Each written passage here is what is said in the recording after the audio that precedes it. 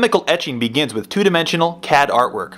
Once completed, our engineers will review your artwork to ensure that all parts will etch correctly. The artwork is then printed onto a thin plastic film to create a film tool. The film tool has a top and bottom artwork, allowing for 50% etching from either side.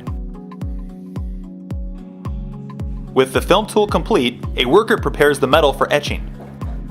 This project will utilize 10 thousandths thick stainless steel.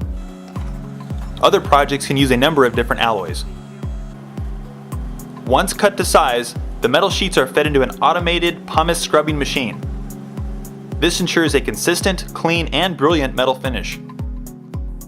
From there, each sheet goes through a laminating machine to apply photosensitive film to either side.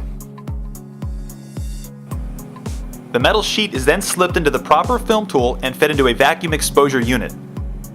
This process burns the artwork image into the laminated sheet.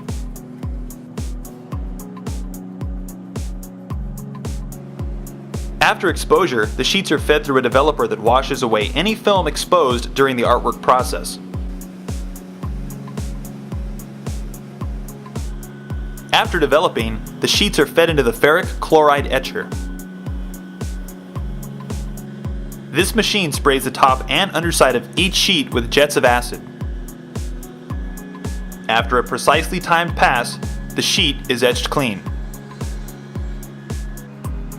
After etching, the sheets are sent through multiple rinsing processes to remove the photoresist, stains, and other impurities from the etching process.